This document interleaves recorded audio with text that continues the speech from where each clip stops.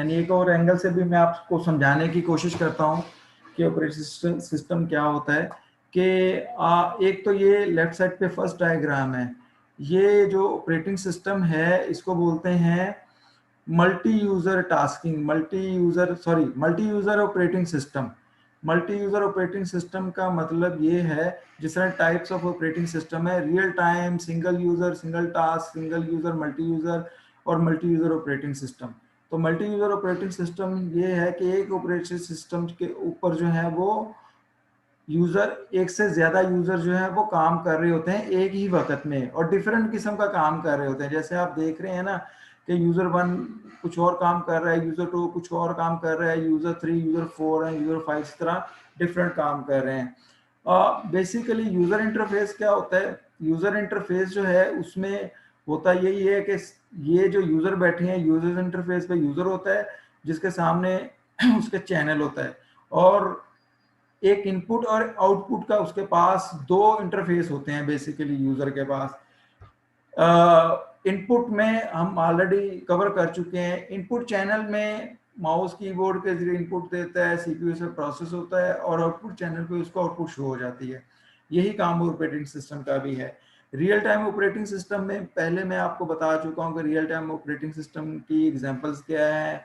वो real time, अच्छा, real time operating system ये है कि रियल टाइम ऑपरेटिंग सिस्टम आपके लाइव ही रहते हैं।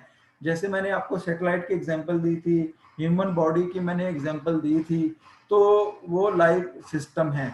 और जो आपके दूसरे कंप्यूटर ऑपरेटिंग सिस्टम है जिसमें विंडोज या मैक वगैरह हैं, ये रियल टाइम ऑपरेटिंग सिस्टम नहीं है। ये फर्दर इसमें आ जाते हैं कि ये सिंगल यूजर हैं, सिंगल मल्टी यूजर हैं, या सिंगल यूजर मल्टी टास्किंग है, ये सॉफ्टवेयर हैं। बिकॉज ये लाइव नहीं होते, इनको हम अपनी ज़रूरत और रिक्वायरमेंट के मुताबिक इनको हम ऑन करते हैं, इनको हम जो प्रॉपर वर्ड है इनको हम एक्टिवेट करते हैं। अल्लाह ताला ने रियल टाइम ऑपरेटिंग सिस्टम इंसान के जिस्म में डाल के तो उसको एक्टिवेट करके ही दुनिया में भेजता है। सिंगल यूजर सिंगल टास्क, इसका मतलब ये है कि ऐसा ऑपरेटिंग सिस्टम कि जिसमें एक सिंगल यूजर में एक ही यूजर एक ही काम कर सकता है। जिस तरह मैंने डिस्क ऑपरेटिंग सिस्टम का आपको बताया, पुराना जो कमांड बेस था, डिस्क ऑपरेटिंग सिस्टम में एक वक्त में एक ही काम हो सकता था, जो काम, और एक ही यूजर काम कर सकता था। Single user multitasking. फिर ऐसे ऑपरेटिंग भी सिस्टम भी हैं जिसमें सिंगल यूजर जो है एक वक्त में एक से ज्यादा काम कर सकता है। जिस तरह अभी विंडोज को आप ले लें, मैं यहाँ पे बैठा आपको क्लास का लेक्चर दे रहा हूँ, तो मैं बेसिकली सिंगल यूजर मल्टीटास्किंग कर रहा हूँ। मैं लेक्चर भी आपको दे रहा हूँ, साथ साथ मैं अपने दूसरे, फॉर एग्जांपल आपको डिफरेंट तरीके से रिस्पॉन्स भी कर रहा हूँ, कुछ दूसरे काम भी कर रहा हूँ। तो so this is single user और मल्टीटास्किंग ना। जो मेरे से व्हाट्सएप के ऊपर क्वेश्चंस वगैरह कर रहे हैं उनको भी साथ रिस्पॉन्स कर रहा हूँ, चैट के ऊपर भी मैं रिस्पॉन्स कर रहा हूँ, ठीक है। और इसी तरह लाइक आप अगर काम करेंगे तो आप भी इसी तरह एक कंप्यूटर पे बैठ के एक टाइम में, विंडोज जो है ये basically multitasking Windows operating system का एक मेन फंक्शन है। विंडोज में हम बड़ी आसानी से मल्टीटास्किंग कर सकते हैं। इसी तरह मल्टी यूजर मैंने ऑलरेडी आपको बता दी है। ये था बेसिकली ऑपरेटिंग सिस्टम क्या है, इसकी टाइप्स क्या हैं, और कहाँ कहाँ पे ये इसका इस्तेमाल होता है ऑपरेटिंग सिस्टम का, और ये कंप्यूटर के लिए क्यों ज़रूरी है एक ऑपरेटिंग सिस्टम का होना।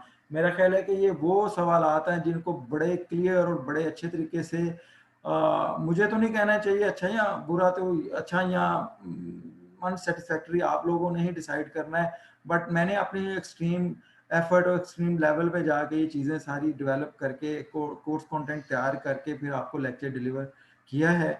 और मेरा ख्याल है कि आपको कोई डाउट और इसमें चीज़ें यानी बिल्कुल आपके माइंड में क्लैरिटी होनी चाहिए, ठुकी हुई होनी चाहिए, मैं जो कहता होता हूँ अक्सर। नेक्स्ट इसकी वीडियोस देखते हैं। ऑपरेटिंग सिस्टम हमारा एक सिस्टम सॉफ्टवेयर होता है जो पूरा हार्डवेयर को भी कंट्रोल करता है और इंटरकनेक्टेड होता है। जो भी आपके डिवाइसेस होती हैं वो जो इंस्ट्रक्शन देती हैं या इंस्ट्रक्शन हम प्रोसेस करवाते हैं, वो सब की सब हमारी ऑपरेटिंग सिस्टम के थ्रू ही होती है। ऑपरेटिंग सिस्टम एक जो है ना हार्डवेयर के लेयर के बाद हमारा आता है ऑपरेटिंग सिस्टम।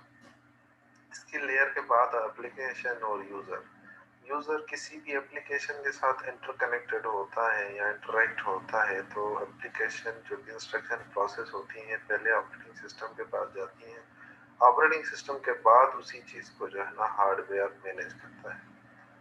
तो यहाँ पर हमारा कंप्यूटर का जो हार्डवेयर है वो पूरा का पूरा कंट्रोल किसके थ्रू होता है, वो होता है हमारा ऑपरेटिंग सिस्टम, जिसको हम बोलते हैं सिस्टम सॉफ्टवेयर।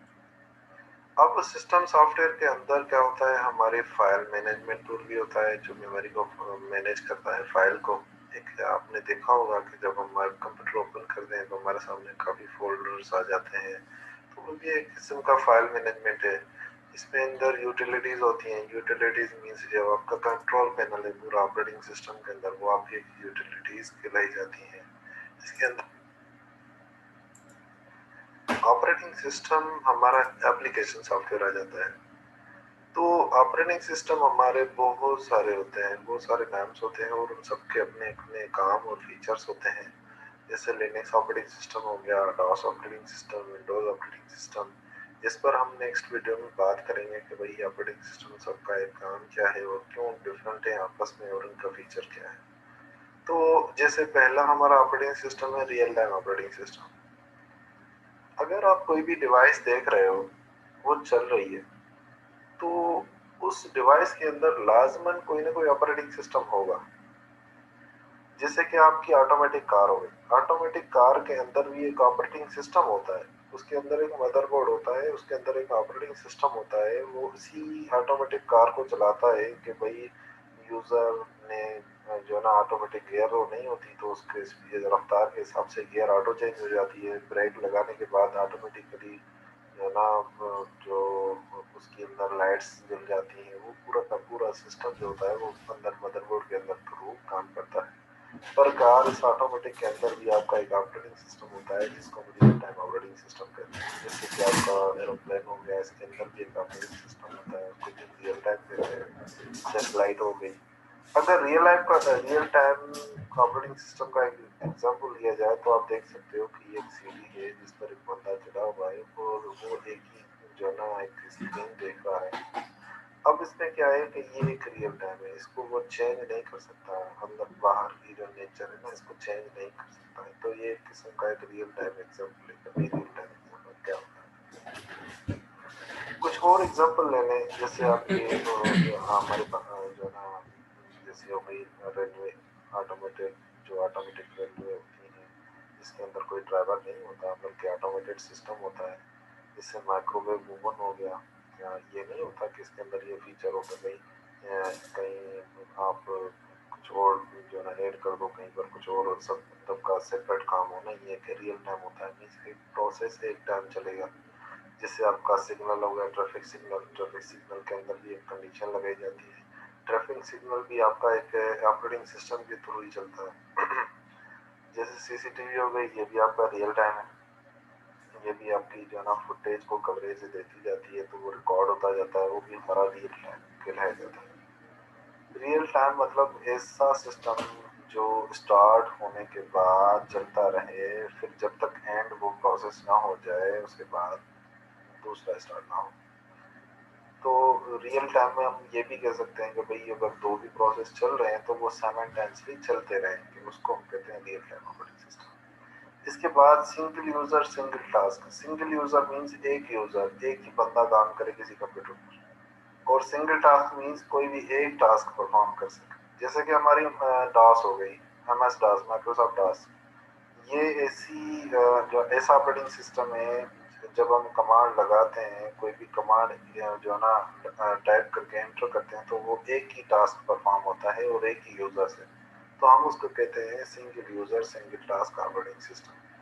और उसके बाद आते हैं सिंगल यूजर मल्टीटास्क, मीन्स एक बंदा बहुत सारे काम करे।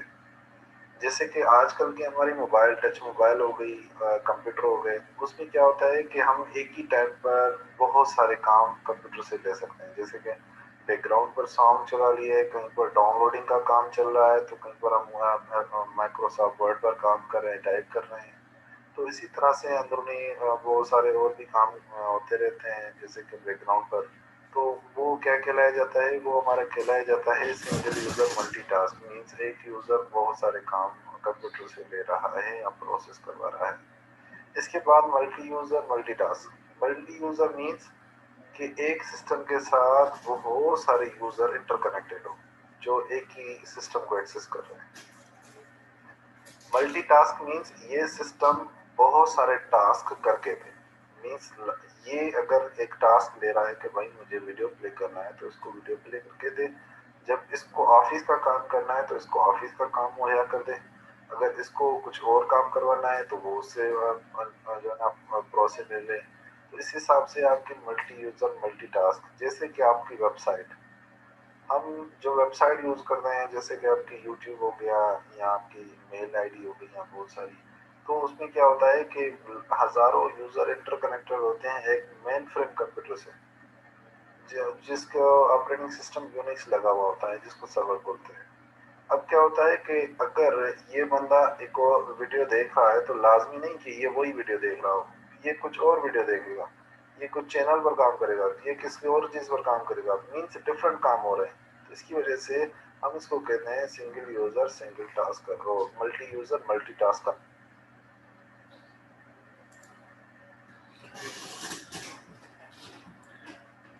जी लर्नर्स, क्लास में से किसी का कोई क्वेश्चन तो आप क्लास में ही पूछेंगे।